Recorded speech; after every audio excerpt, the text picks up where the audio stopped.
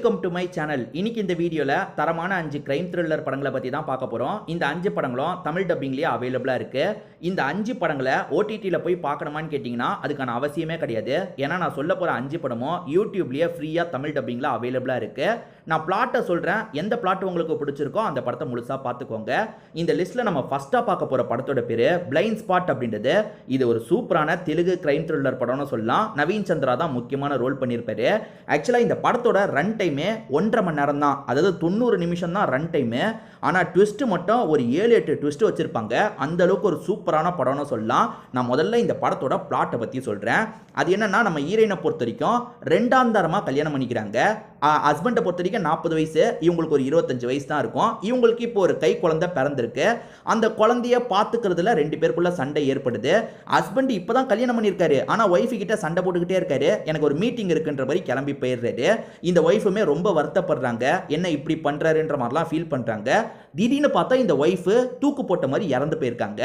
இந்த கேஸை பற்றி விசாரிக்கிறதுக்காக தான் நவீன் சந்திரா அந்த இடத்துக்கு வராரு. இது தற்கொலைன்ற மாதிரி தான் எல்லாருமே நினைக்கிறாங்க. ஆனால் நவீன் சந்திரா என்ன சொல்றாருன்னா, இது தற்கொலை கிடையாது, யாரோ திட்டம் போட்டு இந்த லேடியை சாவடிச்சிருக்காங்க. கடைசியா ஹஸ்பண்ட் கூட தானே சண்டை ஏற்பட்டிருக்கு. ஹஸ்பண்ட் கூட வெளியே போற மாதிரி பாவலா காமிச்சிட்டு உள்ள வந்து கொலை பண்ணிருக்கலான்ற மாதிரி யோசிக்கிறாரு. ஹஸ்பண்ட் மேல மட்டும் தான் சந்தேகப்படுறாரான்னு கேட்டீங்கன்னா அப்படி கிடையாது. இந்த வீட்டில் ஒருத்தங்க வேலைக்காரியா இருப்பாங்க, அவங்க மேல சந்தேகப்படுறாரு. வேலைக்காரிக்கு ஒரு டீனேஜ் பொண்ணு இருப்பாங்க, அவங்க மேல சந்தேகப்படுறாரு.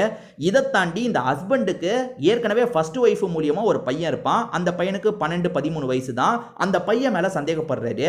யாருக்குனாலும் கொல்றதுக்கு மோட்டிவ் இருக்கு. அதாவது இவங்க சித்தியா வந்ததுனால அந்த சின்ன பையன் கூட கோவப்பட்டு பண்ணிருக்க வாய்ப்பு இருக்கு. அதே மாதிரி ஹஸ்பண்டும் பண்ணிருக்க வாய்ப்பு இருக்கு. அதே மாதிரி வேலைக்காரியும் பண்ணிருக்க வாய்ப்பு இருக்கு. வேலைக்காரியோட பொண்ணும் பண்ணிருக்க வாய்ப்பு இருக்குன்னு யோசிக்கிறாரு. எல்லார்கிட்டையும் துருவி துருவி விசாரணை பண்றாரு. ஒவ்வொரு விஷயமா ரிவீல் ஆகுது.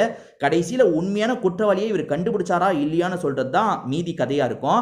கண்டிப்பா சொல்றேன், எண்டிங் ட்விஸ்ட்டை நீங்க கெஸ்ஸே பண்ணிருக்க மாட்டீங்க. அதாவது இவங்க தான் கொலை பண்ணாங்கன்னு வரோம் பாத்தீங்களா, அதை நீங்க கெஸ்ஸே பண்ணிருக்க மாட்டீங்க. இது வரைக்கும் இந்த படத்தை ட்ரை பண்ணாம இருக்கீங்கன்னா ட்ரை பண்ணி பாருங்க. சூப்பரான கிரைம் த்ரில்லர் படம்னு சொல்லலாம். இந்த லிஸ்ட்ல நம்ம செகண்டா பார்க்க போற படத்தோட பேரு ராஜா ரங்கூஸ்கி அப்படின்றது. இது ஒரு நேரடி தமிழ் கிரைம் த்ரில்லர் படம்னு சொல்லலாம். ஆக்சுவலா இது ஒரு சூப்பரான படங்க. இது வரைக்கும் இந்த படத்தை பார்க்காம இருக்கீங்கன்னா ட்ரை பண்ணி பாருங்க. தமிழ்ல சில அண்டர் ரேட்டட் த்ரில்லர் படம்னு சொல்லுவாங்கல்ல, அந்த மாதிரி ஒரு படம் தான் இந்த படம். மெட்ரோ சிரீஷ் தான் இந்த படத்துல லீட் ரோல் பண்ணியிருப்பாரு. அதே மாதிரி சாந்தினி முக்கியமான ரோல் பண்ணியிருப்பாங்க, அதாவது ஃபீமேல் லீட் ரோல் பண்ணியிருப்பாங்க. நான் முதல்ல இந்த படத்தோட பிளாட்டை பத்தி சொல்றேன். நம்ம ஹீரோவும் இவரோட ஃப்ரெண்டும் கான்ஸ்டபிளா இருப்பாங்க. சீனியர் சிட்டிசன் எல்லாம் பார்த்துக்கிறது தான் இவங்களோட வேலை போல. அவங்க கிட்ட போய் பார்த்துக்கிட்டோன்ற மாதிரி சைன் வாங்கிட்டு வருவாங்க. அந்த லேடி ஒரு அபார்ட்மெண்ட்ல இருப்பாங்க. பழங்காலத்து பொருளை சேர்த்து வைக்கிறது தான் அவங்களோட வேலையா இருக்கும். ஹீரோவும் ஃப்ரெண்டும் அந்த லேடிக்கு நல்லா ஃப்ரெண்ட் ஆயிடுறாங்க. அவங்களுமே ஜாலியெல்லாம் பேசுறாங்க. இவங்கள பத்திலாம் நிறைய கேட்டு தெரிஞ்சுக்கிறாங்க. நம்ம ஹீரோ பேரலா லவ்வும் பண்ணிட்டு இருக்காரு. லவ் பண்ற பொண்ணை பொறுத்த வரைக்கும் மீடியாவை சேர்ந்தவங்களா இருப்பாங்க. அவங்க பேர் தான் ரங்கூஸ்கியா இருக்கும். இவர் பயங்கரமா அவங்கள லவ் பண்ணிட்டு இருக்காரு. இதை பத்திலாம் கூட அந்த வயசான லேடி கிட்ட சொல்லிட்டு இருக்காரு.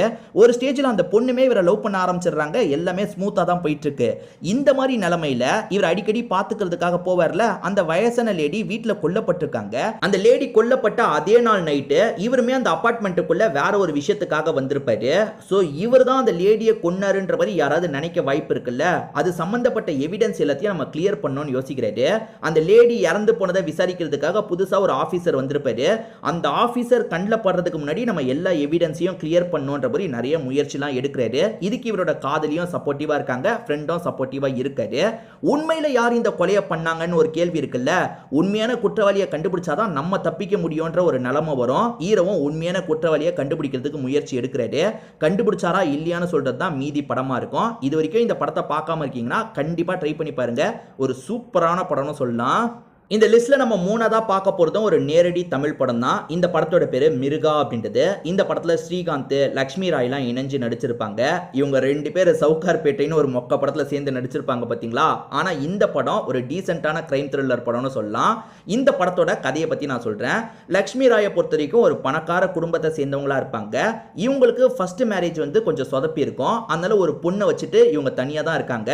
அதாவது இவங்க தனியா இருக்காங்கன்னா ஹஸ்பண்ட் இல்லாம தனியா இருக்காங்க. இவங்களுக்கு ஒரு தங்கச்சியும் இருக்கா, ஒரு பணக்கார லைஃப் தான் வாழ்ந்துட்டு இருக்காங்க. இன்னொன்று பக்கம் ஸ்ரீகாந்தை பொறுத்த வரைக்கும் இப்படி தனியா இருக்காங்கல்ல, அந்த மாதிரி லேடிஸ் எல்லாம் ஏமாத்தி காசு சம்பாதிக்கிறவரா இருப்பாரு. அதாவது அவங்கள லவ் பண்ண வச்சு அவங்க கூட ஒன்னா இருக்கிற மாதிரி ஏமாத்தி அவங்க காசெல்லாம் தூக்கிட்டு ஓடுற ஒரு கேரக்டரா இருப்பாரு. இவருமே லக்ஷ்மி ராயை டார்கெட் பண்ணிடுறாரு. இவங்க நல்லா வசதியா இருக்காங்க, இவங்க லைஃப்ல நம்ம எப்படியாவது நுழையணும்ன்ற மாதிரி யோசிக்கிறாரு. முதல்ல இவங்களோட ஃபேக்டரியில ஒர்க்கரா ஜாயின் பண்ணலான்ற மாதிரி ஜாயின் பண்றாரு. ஃபேக்டரியில ஒரு பிரச்சனை இருக்கு. அதாவது அந்த ஃபேக்டரியில வேலை பார்க்குறவங்க அடுத்தடுத்து கொல்லப்பட்டுக்கிட்டே இருக்காங்க. ஏன்னா அந்த இடத்துல புலி நடமாட்டம் இருக்கு. அதை எப்படியாவது ஸ்டாப் பண்ணும் அப்படின்ற மாதிரியும் ஸ்ரீகாந்த் முயற்சி எடுக்கிறாரு. ஸ்ரீகாந்த் வந்ததுக்கு காரணம் என்ன? லக்ஷ்மி ராயை ஏமாத்தணுன்றதுக்காக தான் ஏமாத்துற முயற்சியும் பேரலா பண்ணிட்டு இருக்காரு.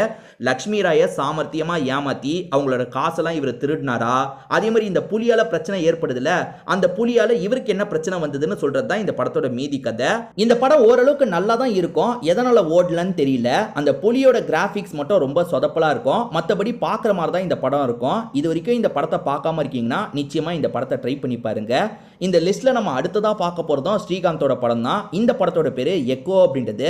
இந்த படமும் உங்கள நிறைய பேர் பார்த்திருக்க வாய்ப்பு இல்ல. பார்க்காம இருக்கீங்கன்னா ட்ரை பண்ணி பாருங்க. ஒரு அபோ ஆவரேஜான படம்னு சொல்லலாம். இது ஒரு ஹாரர் த்ரில்லர் படம்.